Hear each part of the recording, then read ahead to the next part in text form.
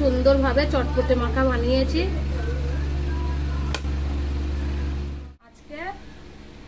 আজকে নিয়ে এসেছি কাঁচা ছোলা, আর এই কাঁচা ছোলা দিয়ে আজকে বানাবো রেসিপি। আজকে বানাবো কাঁচা ছোলা দিয়ে নিরামিষভাবে চটপটে মাখা। এখানে অনেক কিছু মটর, ছোলা, তারপরে বরবটে, কলাই সব রকম ভিজিয়ে নিয়েছি। এই সব দিয়ে বানাবো চটপটে মাখা। শুকনো লঙ্কা দুটো ভেজে নেব।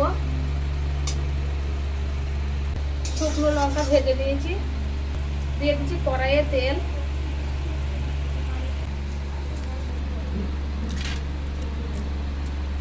একবারে ঝাল ঝাল নুন নুন করে তৈরি করবো এই চটপটে মাখা। এখানে দুটো কাঁচা লঙ্কা কুচি কুচি করে নিয়েছি, তেলের উপরে দিয়ে দিচ্ছি।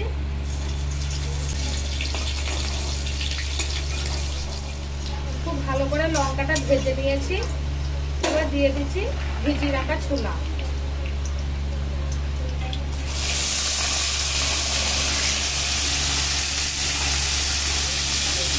ছোলা খুব ভালো করে নেড়ে দেব।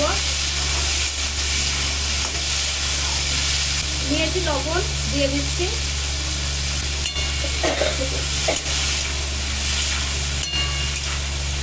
তেলের সঙ্গে এইভাবে একটু নেড়ে দিয়েছি। একটু জল দিয়ে দেবো।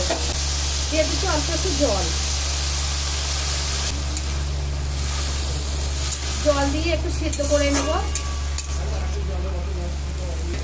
ঢাকা দিয়ে দিচ্ছি।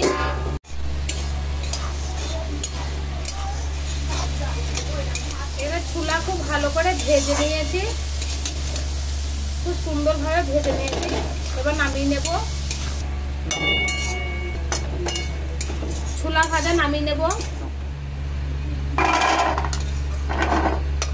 ছোলাটা একটু ঠান্ডা করে নেব।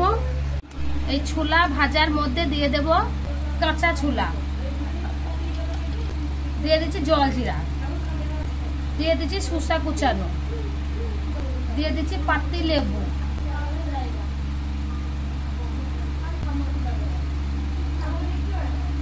দিয়ে দিচ্ছি ভেজে রাখা শুকনো লঙ্কা। খুব সুন্দর করে মাখিয়ে নেব।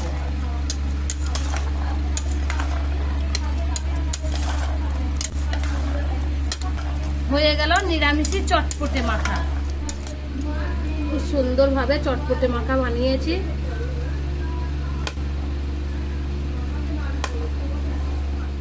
এইভাবে বাড়িতে বানিয়ে ফেলাম নিরামিষি চটপটে মাখা। আর এই চটপটে মাখা যদি একবার খান তা বারবার খেতে ইচ্ছে করবে। খেয়ে দেখি কেমন টেস্ট হয়েছে।